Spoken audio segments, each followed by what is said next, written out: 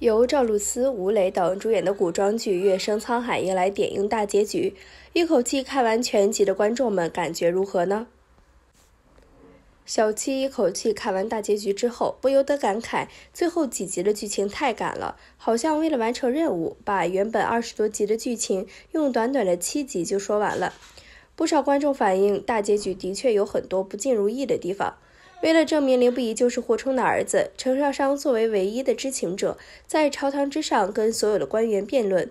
这一段其实很有感觉，也凸显出程少商的才能。但是大结局却变得轻描淡写，凌不疑的真实身份直接就说了吧。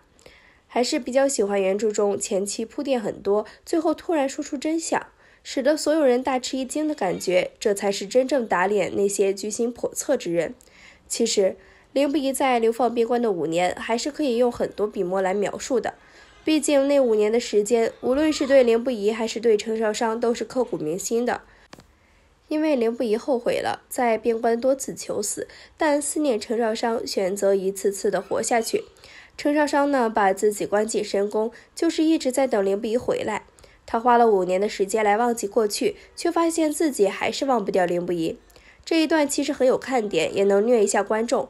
但剧中只用了短短几分钟来描述，以至于大家都不知道洛继通到底做错了什么，为什么程少商就是不可以原谅凌不疑等等。还有凌不疑回来后追妻火葬场的名场面也被删了。其实凌不疑在得知程少商跟元慎定亲便不坐不住了，靠着战功回到都城，只为了看程少商一眼。但看到程少商的那一刻，凌不疑就后悔了，于是开启追妻火葬场的模式。2个人一见面就打架，打着打着就下跪了，这一幕真的很有意思。哪怕第2天早朝，凌不疑脸上都是抓痕上朝，丝毫不顾及别人的目光。据说为了看凌不疑跟程少商的八卦，原本告老还乡的老臣都决定再等几天再斗，2个人成为了都城百姓茶私饭后讨论的对象。剧版的结局里，对于程少商原谅凌不疑的原因刻画很是潦草，就是2人因为王延基的原因不得不面临生死考验。共患难之后，程少商发现自己最在意的还是凌不疑，就选择原谅了他。这种方式虽然合理，但是缺乏新意，很难调动观众的感情。原著中，凌不疑为了程少商能够原谅自己，其实做出过很多让人印象深刻的举动。就像是凌不疑发现自己之前给程少商留下的齿印已经灭淡，便强行又给程少商增加了一个新的齿印，为的就是不让程少商忘记自己。还有凌不疑也曾经声泪俱下地向程少商下跪，请求他再给自己一次机会，当自己未来的妻子。这些场面剧版的结局如果都可以呈现出来，真的可以让2个人冰释前嫌变得更加精彩不少。可惜的是，这一幕也没有了。剧中变成了因为皇后的去世，洛继通和王延基神助攻2人在一起，看起来感觉有点狗血。最后元慎的高光时刻被删了。其实吧，元慎在后期是很圈粉的，他为了程少商做了很多事情。当得知程少商和凌不疑退亲的时候，他就跑去蔡家退亲，跟蔡家打得鼻青脸肿。但是元慎还是退了亲，并且用了5年的时间去解除后顾之忧，一直等到蔡家娘子结婚生子，才去跟程少商提亲。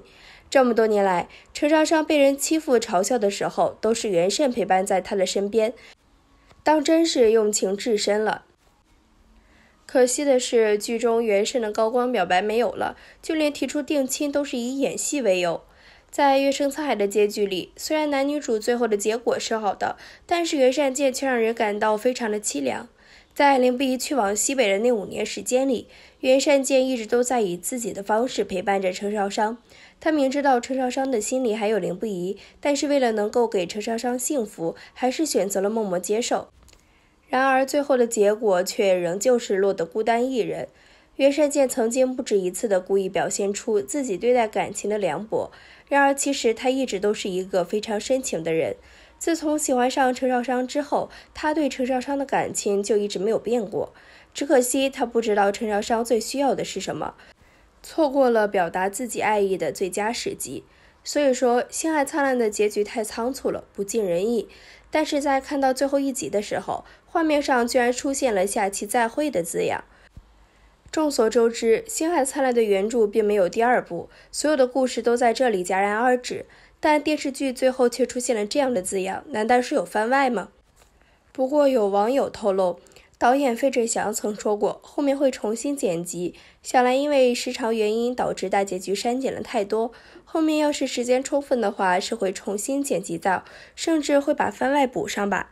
如果真的有番外，希望看到凌不疑跟陈绍商的婚礼，也想看到他们子孙满堂，还想看到他们的女儿嫁给袁胜的儿子，想必后辈的故事也很有看点，你们觉得呢？